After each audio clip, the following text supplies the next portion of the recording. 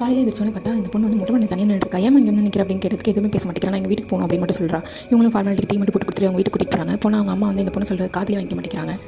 இந்த பொண்ணு திருப்பி அவங்க கூட அனுப்பிச்சு வச்சுறாங்க. நீ வீட்டுக்கு புரியல, நான் கை கிழிச்சிக்கணும் அப்படின்னு சொல்லிட்டு மிரட்டி அனுப்பிச்சு வச்சுறாங்க. அவள் வந்துடுறா. அவங்க ஹனிமூனுக்கு கூட்டிட்டு போகிறாங்கன்னு தெரிஞ்சது இவங்க எப்படியும் எஸ்கேப் ஆகிடுறாங்க. காண போயிடுறாங்க. காண போகிறவங்களை தேடி அவங்க ஃப்ரெண்டு மூலியமாக போய் தேடி கண்டுபிடிச்சி ஏன் இப்படிலாம் பண்ணுறா, என்னாச்சு உனக்கு அப்படிங்கிறதுக்கு என் வீட்டுக்கு வந்து என்ன அப்யூஸ் பண்ணிட்டாங்க, நிறைய பண்ணிட்டாங்க அப்படின்னு சொல்லிடுறா. அவங்களும் ஹீரோயினும் நம்ப மாட்டேங்கிறாங்க அவள் சொல்கிறது. நான் அப்படி வளர்க்கல, நீ போய் சொல்கிற அப்படின்னு சொல்லி நம்ப மாட்டேங்கிறாங்க. இவங்களும் ஹனிமூன் கண்டுபிடிக்கிறாங்க. ஹனிமூன் கண்டுபிடிச்சதுல அவங்க ரொம்ப அவங்கள டார்ச்சர் பண்ணி எடுத்துறாங்க. இதனால அவங்க ஹாஸ்பிட்டலுக்கு போய் அட்மிட் ஆகிடுறாங்க.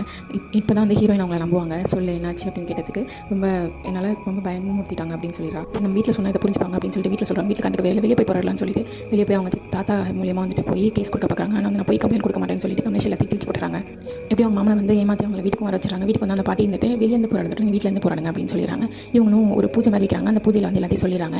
அவங்க ஹஸ்பண்ட் வந்து இவங்கள்ட்ட வந்து மன்னிப்பு கேட்குறாரு. என்னால் அவனை மன்னிக்க முடியாது, இந்த சட்டம் எப்போ வருதோ இதுக்காக எப்போ ஒரு சட்டம் வருதோ அது வரைக்கும் நான் போராடுவேன் அப்படின்னு சொல்லி அந்த பொண்ணு